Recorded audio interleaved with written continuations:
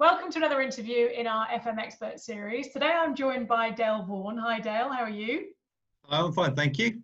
Listen, Dale, thank you for joining us. Dale is the Director of Engineering at Guy's and St. Thomas's Hospital and has been literally flat out for months and months and months with COVID. So I am hugely grateful that you're sparing the time for us today. And Dale, some of what you're going to share with us is about what you wish you'd known at the beginning of your career. So I'm looking forward to this. So I'm going to hand over to you. Over to you. Fine, thank you. I'd like to talk about 8 elements that I think that if somebody had taken me aside at the very beginning and said, you need to be thinking about these things, would have helped me a lot. The first one is to be honest. The organizations you'll be working for build plans, they do their development, and they can develop from a point of honesty. Yeah. If you're telling them what they need to know, they're in a good place. If you tell them what you think they want to know, you're going from the wrong spot. So be honest, be open. Clients like that. Yeah. The next one would be to under promise and over deliver. Yeah. Another thing that impacts on organizations, if they're expecting something to be out of action for a period of time and expecting it to cost a certain amount of money, if suddenly halfway through the project it's going to take twice as long, their plans go out the window. If they plan to spend £1 million on it and it turns out to be £2 million, yeah, again, it has an immediate impact on their bottom line. Yeah. And I think on that, Dale, you know, if you link points 1 and 2 together, if you underpromise and overdeliver, people might say, well, you're lying. If you said you're going to do it on Friday and you know you can do it on Wednesday, that's lying. And I don't think it is lying. I think it's about managing expectation, isn't it? Because you're better off giving yourself a bit of padding, knowing that you probably can finish it earlier, because everyone then benefits from that, don't they? Totally agree. And that's the part about it. It's not lying to your client or your bosses or anything else. It's saying, actually, this is how long it should take. We'll try and do it quicker, but you've set their expectations. Yeah. Yeah. And they can work around that. If say for instance, if they've got to empty a ward out for a period of time, they then organise their nursing staff to take that ward back at that time. Yeah. If it goes back a day early or is ready a day early, that's fine. But if it's already a day late, that impacts on patient care. Absolutely right. Yeah. So, yeah. The next one would be on TUI. They've got Thompson put an ideal header for them out of crossing the T's, dotting the I's and putting you in the middle. Yeah. The idea is get all the paperwork in place, make sure you've got all the compliances, everything done, and the client is the focal point of it all. Yeah. It's all built around them.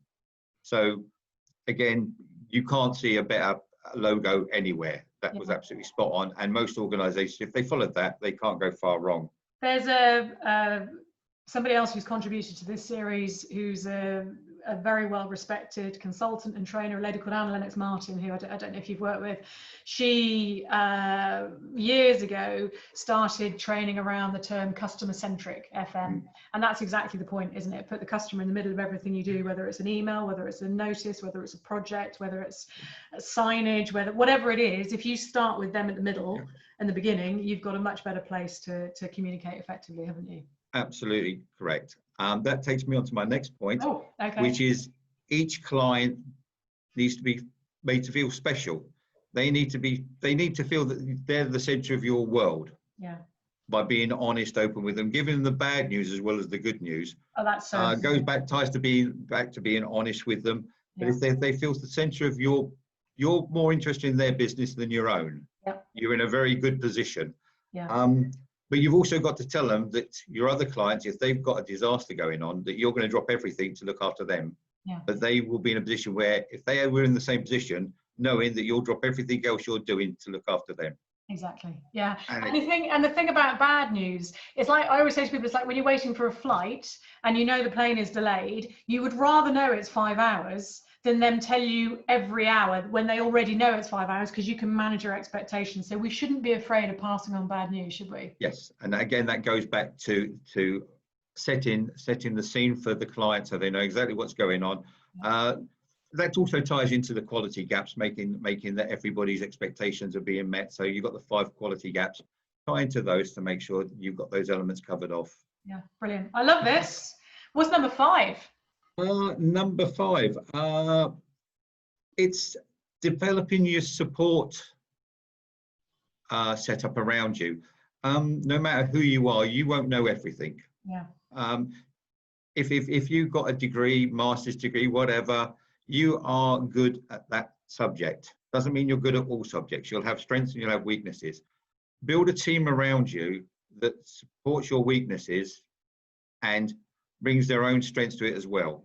There are 16 different personality groups by the Myers-Briggs diagram. Each one of them is unique to themselves, and you should never have a team with them all the same personality types. You build a team around you that brings all the other elements to it. You have starters, you'll have finishers, you'll have planners, you'll have thinkers. So build the team so you've got a wide spectrum. That team also needs support of specialist contractors and consultants. Yeah. So that at any point, if there's an area that you don't know the answer to, don't run around like headless chicken. Don't panic. Turn to people that you know you can trust to give you the information you need, and you can trust the information they're giving you. Yeah. Which is how you and I met. Yes, yes. Absolutely. I relied on you very heavily. Yeah, no, thank you. Okay, what's number 6? It's about knowing your subject. There are certain elements within the facilities environment, whether it's soft services, hard services, projects, that you need to know. Yeah. CDM is one of them. The other one that I would suggest anybody that's going to go into this environment goes on is a Nebosh health and safety course. Yeah. No matter where you are within the structure of any organization, you need to understand about risk assessments, method statements, and how the whole health and safety act, so Health and Safety at Work Act works, along with the daughter regulations. Yeah. So if you're just starting off in the industry, make sure you get that under your belt. I mean, I always say at least an IOSH. Nebosh is just that bit more expensive and out of some people's reach. But you're right, we need that knowledge, don't we? Yeah. Again, it's if you can't get on the Nebosh straight away, or you don't feel your skill sets are ready to pick up a Nebosh course, go and do an IOSH course. Yeah. Go into it gently. You can do a Nebosh course in a 2-week course, which, having done, I would recommend against, because it's probably the hardest course I've ever done. Just purely about the same amount of volume of information that's going in. But you can do it on a night school. You can do it over so many months. Yeah. But it's worth having. So I'd recommend that to anybody. Brilliant. Number 7. Number 7 is about the use of the internet. The World Wide Web is absolutely fantastic. You can look up anything under that and get information from it. Yeah. But also different associations are tied into it as well. Yeah. So you can always get expert advice, and 9 times out of 10, people within this environment are prepared to pass over that expert advice freely. Yeah. Yeah. And they actually, people want to help. They don't want to get in your way. They don't want to be an embuggerant. They want to help you. So take that on board and do it. Yeah, I love that. And I look at these series of interviews. I mean, people have just been coming forward wanting to share their knowledge. So yeah, we work in a fabulous industry, don't we? Thank you for that. Yeah. And Dale, your last one, number 8. Yes, associations within your environment, whether it's the British Institute of Facilities Management, whether it's IHEM, the Institute of Management, whatever institutes that are out there, don't be afraid to join them and get involved. As a young person in there, you'll go there and there'll be a lot of older people, quite a few of them male, grey-haired like myself, but there's a lot of knowledge in those groups. And you're probably thinking at this moment in time, if you're just going into the industry, I'm flying by the seat of my pants. We've all been there. Sometimes, don't we? Yeah, I'd like to argue with you and say you're wrong, but I can't. But we've all been there. We've all started at the bottom of the ladder and worked our way up. We don't suddenly materialise at the top of the ladder. We've all had to work through these stages, and let other people support you, and join these groups.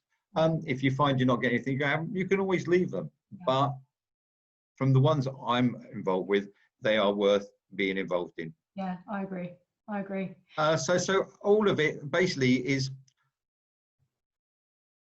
be confident in what you're doing, be confident in your skills you've got. If you don't know the answer, tell people honestly you don't know the answer, but you'll go away and find out. Yeah. And once you've gone away and found out, you go back to them and you tell them. Yeah.